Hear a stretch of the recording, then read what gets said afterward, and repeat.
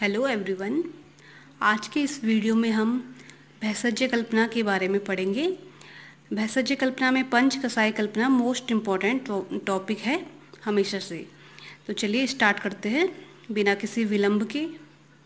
भैषज्य कल्पना के 5 आधारभूत सिद्धांत होते हैं, जिनमें परिभाषा, मान, पंच कसाई कल्पना, रस, गुण, वीर्य विपाक व प्रभाव और विशेष गुण है। इन पांचों में पंच कसाई कल्पना जो है वो उसको हम पढ़ेंगे और उसी को डिटेल से आगे ले जाएंगे। तो पंच कसाई कल्पना में सबसे पहले हम कसाय शब्द का अर्थ समझ लेते हैं, क्योंकि कई बार पूछा जाता है कि कसाय से क्या समझते हैं, कसाय से क्या पर्याय है। तो इसका अर्थ समझ लेते हैं।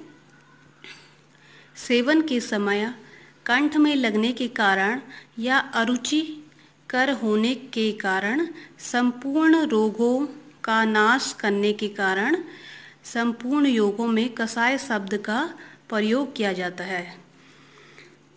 तो ये जो कसाय की डेफिनेशन थी वो काश्यप संहिता के अनुसार है।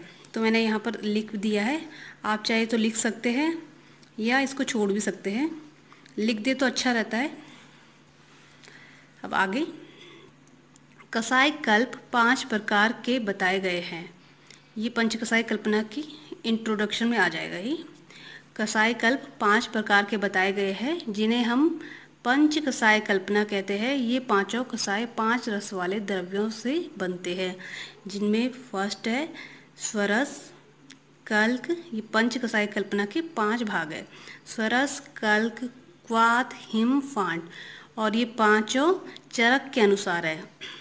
चरक ने पंच कसाय कल्पना में पांच चीज़ों को बताया, जबकि सुश्रुत ने 6 चीज़ों को बताया है। तो हम चरक के अनुसार पढ़ेंगे, क्योंकि पंच कसाय कल्पना ही एग्जाम में पूछा जाता है। तो इस प्रकार से आप इसको इंट्रोड्यूस कराएंगे पहले, उसके बाद स्टार्ट करेंगे हम।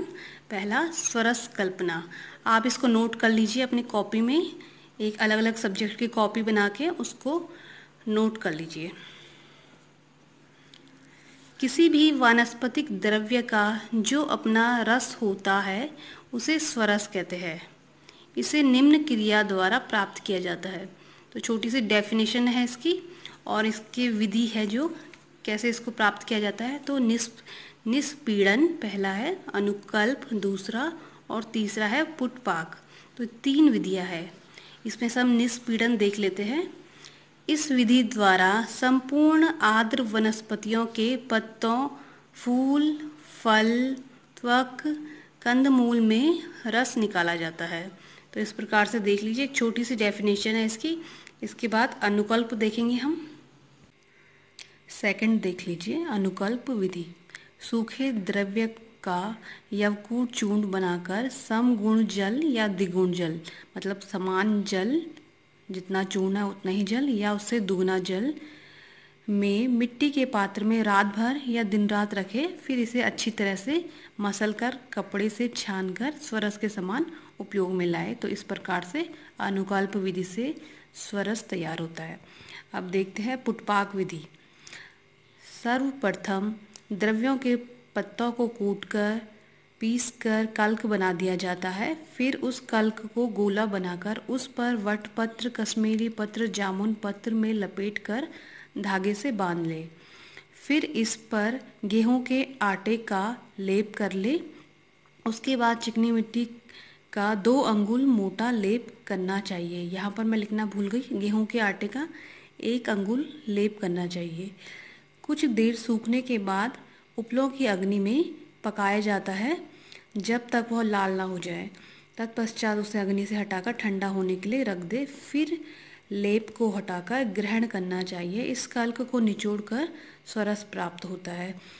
एग्जाम्पल है पुटपाक विधि से बनने वाले स्वरस: नीम पत्र का, वासा पत्र का, बिल्व पत्र का। तो एक बहुत ही आसान भाषा में, व्यावहारिक भाषा में मैंने ये नोट बनाया है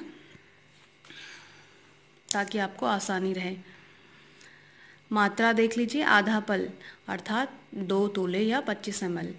अनुकल्प एवं पुटपाक विधि में 1 पल या 4 तोला ये मात्रा रहती है। आप देख लीजिए उपयोगिता, इसकी उपयोगिता क्या है, कहाँ होती है।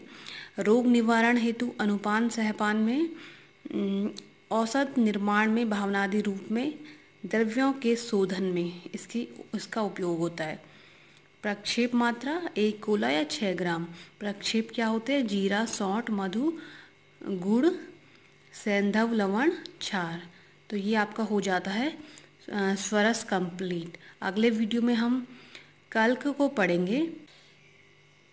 तो अगर आप चाहते हो कि मैं इस टॉपिक को कंटिन्यू करूं और ऐसे ही नोट्स आपके लिए बनाऊं, ऐसी वीडियो और बनाऊं, तो आप प्लीज़ इस वीडियो को ज़्यादा से ज़्यादा शेयर करिए अपने दोस्तों में, क्लासमेट में, या जितने भी अन्य डी फार्मा के छात्र छात्राएं हैं, तो प्लीज़ शेयर इट। तो तब तक के लिए धन्यवाद।